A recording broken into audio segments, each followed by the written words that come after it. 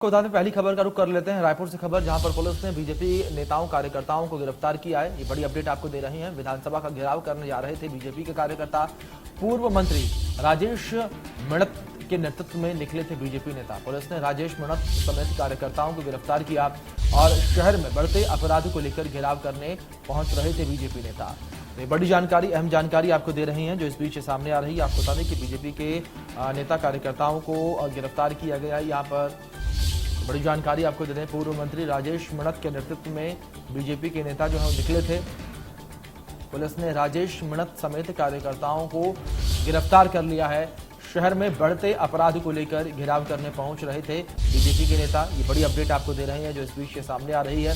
तो आपको बता दें कि रायपुर से अपडेट है, जहां पर पुलिस ने बीजेपी के नेताओं और कार्यकर्ताओं को गिरफ्तार किया है। ये बड़ी जानकारी आपको दे रही है। विधानसभा का घेराव करने के लिए जा रहे थे तमाम नेता। पूर्व मंत्री राजेश मणत के नेतृत्व में कार्यकर्ता जो है वो निकल रहे थे, अपना विरोध प्रदर्शन जो है कर रहे थे। शहर में बढ़ते अपराध को लेकर घेराव करने के लिए आपको बता दें कि बीजेपी के नेता कार्यकर्ता पहुंच रहे थे, विधानसभा का घेराव करने के लिए पहुंच रहे थे। और इस बीच पुलिस ने बीजेपी नेताओं को गिरफ्तार कर लिया है, हिरासत में लिया है। ये बड़ी जानकारी आपको दे रहे हैं।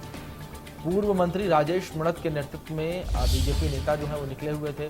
पुलिस ने राजेश मणत समेत कार्यकर्ताओं को गिरफ्तार किया हुआ है। ये बड़ी जानकारी आपको दे रहे हैं। शहर में बढ़ते अपराध को लेकर घेराव करने पहुंच रहे थे बीजेपी। तो इसी बीच हमारे सहयोगी सिकंदर खान हमारे साथ जुड़ गए हैं, उनका रुख कर लेते हैं।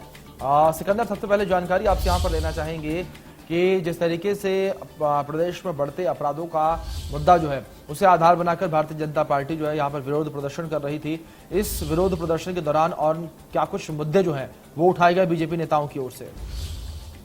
देखिए अभिषेक, आपको बता दूं कि जिस तरह से लगातार विधानसभा की बात करूं तो विधानसभा में भी चाकूबाजी की घटना या फिर हत्या की घटना, ऐसे कई, या फिर नशे के अवैध कारोबार को लेकर के ऐसे कई मुद्दों को लेकर के विधानसभा में भी इस पर चर्चाएं हो रही थी। लेकिन ऐसे में जिस तरह से 20 जुलाई से 27 जुलाई तक विधानसभा सत्र चल रहा था और इस तरह के मुद्दे जो है वो लगातार सरकार को घेरने के लिए भाजपा करती रही। लेकिन देर रात से जिस तरह से भारतीय जनता पार्टी रायपुर की ओर से जिस तरह से प्रेस विज्ञप्ति जारी हुआ कि नशे को लेकर के, अवैध कारोबार को लेकर के, बढ़ती हत्याओं को लेकर के, दुष्कर्म जैसी घटनाओं को लेकर के विधानसभा का घेराव किया जाएगा, तो कहीं न कहीं देर रात से कयास लगाया जा रहा था कि राजेश मणत के नेतृत्व में इस तरह के इस घेराव को सफल बनाने की कोशिश जो है भाजपा यहाँ पे करती हुई नजर आ रही थी। क्योंकि 500 से 700 की संख्या में भाजपा के कार्यकर्ता पूर्व मंत्री राजेश मणत जो एक आक्रामक रूप में देखा जाता है, क्योंकि कहीं न कहीं लगातार विवादों में राजेश मणत नजर आते हैं और उनके नेतृत्व में जिस तरह से आंदोलन की तैयारी की गई थी, विधानसभा तक पहुंचने की जो भाजपा के नेताओं ने तैयारी की थी, वो देखने लायक था। क्योंकि भारी संख्या में यहाँ पर लगभग 700 से भी ज्यादा भाजपा के कार्यकर्ता राजेश मणत के नेतृत्व में विधानसभा पहुंचने की कोशिश कर रहे थे। लेकिन जिस तरह से पुलिस से जगह जगह पर बैरिकेड बना करके इनको रोकने की कोशिश किया गया था, तो वही जिस लगातार राजेश मणत जो है सड़क पर बैठ गए थे, धरना स्थल पर बैठ गए थे विधानसभा घेराव करने के लिए। काफी जिद करने के बाद पुलिस ने राजेश मणत सहित लगभग 500 कार्यकर्ताओं को गिरफ्तार कर लिया। जी सिकंदर, जानकारी आपसे ये भी लेना चाहेंगे कि सत्ता पक्ष का इस बीच क्या कुछ कहना है, जिस तरीके से लगातार आरोप लगाए जा रहे हैं बढ़ते अपराधों के?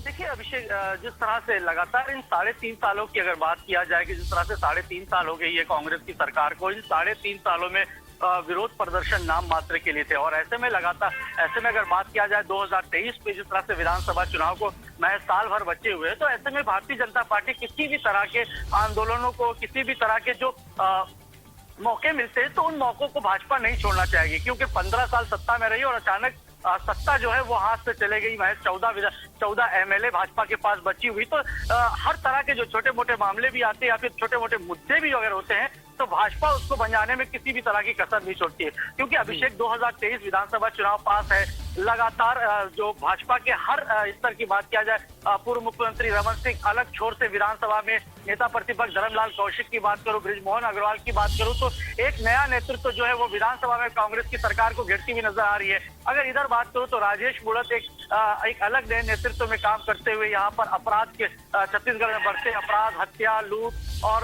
चाकूबाजी जैसी घटनाओं को लेकर सरकार को घेरते हुए नजर आ रही है। तो कहीं न कहीं मिशन 2023 पे अगर देखा जाए कि किस तरह से कांग्रेस को सत्ता से हटाना है, तो उसको लेकर के बीजेपी जो है हर मोर्चे पर यहाँ पर बैटिंग करती हुई नजर आ रही है। फिर चाहे वो महिला मोर्चा की बात करूं या फिर युवा मोर्चा की बात करूं या फिर भाजपा के विंग्स की बात करूं, तो कई विंग्स जो है यहाँ पर लगातार छत्तीसगढ़ में आने वाले 2023 के चुनाव को लेकर के सरकार को, कांग्रेस की सरकार को, छोटे छोटे मुद्दे हो या बड़े मुद्दे, किसी भी मुद्दे को यहाँ पर नहीं छोड़ रही है और लगातार सरकार को घेरने की कोशिश करती हुई नजर आ रही है। जी सिकंदर, यहाँ पर बात अगर टकराव को लेकर करें तो जिस तरीके से हमने पहले भी दिखा, लगातार यहाँ पर सत्ता पक्ष के बीच और विपक्ष के बीच जुबानी हमला जो है वो लगातार होता रहा है। लेकिन वहीं दूसरी ओर जिस तरीके से प्रदेश में लगातार अपराध के मामले बढ़ते चले जा रहे हैं, ये दूसरी ओर कहीं ना कहीं चिंता का विषय है अगर राजनीतिक मुद्दों से अगर इससे अलग इतर सोचा जाए। लेकिन इसके बावजूद जो है सही तरीके से कार्य प्रणाली जो है दुरुस्त नहीं की जा रही है। लेकिन अधिकारी जो हैं, कर्मचारी जो हैं, पुलिस महकमा जो है लगातार ये कहता है कि तमाम चीजें चाक चौबंद है। लेकिन उसके बावजूद लगातार अगर ग्राफ को लेकर बात करें तो ग्राफ में छत्तीसगढ़ लगातार ऊपर जाता हुआ दिख रहा है। अभिषेक, जिस तरह से अगर बात किया जाए राजधानी रायपुर की बात करूं या फिर छत्तीसगढ़ की बात करूं, क्योंकि ट्राइबल क्षेत्र है छत्तीसगढ़, अगर बात किया जाए तो इस तरह की घटनाएं जो है प्रदेश में आए दिन मिलते हैं। चाकूबाजी की घटना की बात करूं तो जो नशे के आदी युवा होते हैं, जो नशे से लिप्त होते हैं, वो इस तरह के महज 2-4-5 हजार रुपए के लिए इस तरह से चाकूबाजी की घटनाओं को अंजाम देते हैं। और अगर बात किया जाए हत्या की घटना या फिर दुष्कर्म की घटना, तो इस तरह की घटनाएं जो है वो छत्तीसगढ़ में लगातार लगातार ऐसी खबरें आती है। लेकिन अगर बात किया जाए पुलिस लगातार इस तरह की घटनाएं आती है तो महज 24 से 36 घंटे के अंदर अंदर ही आरोपियों को गिरफ्तार भी कर लेती है। लेकिन कहीं न कहीं अगर बात किया जाए छत्तीसगढ़ राजधानी रायपुर की बात करूं तो 17 लाख करीबन आबादी है और इस तरह की घटनाएं, छुटपुट घटनाएं जो है राजधानी रायपुर में पहले भी होती थी और आज भी हो रही है। तो कहीं ना कहीं पुलिस प्रशासन को इस ओर ध्यान देने की आवश्यकता है। पुलिस प्रशासन को बिल्कुल साफ तौर पर करने की आवश्यकता है। यहाँ पर और भी अलर्ट होने की आवश्यकता है ताकि ग्राफ जो है अपराध का वो कम हो सके। बहुत शुक्रिया आपका हमारे साथ जुड़ने के लिए और इन तमाम जानकारियों के लिए भी।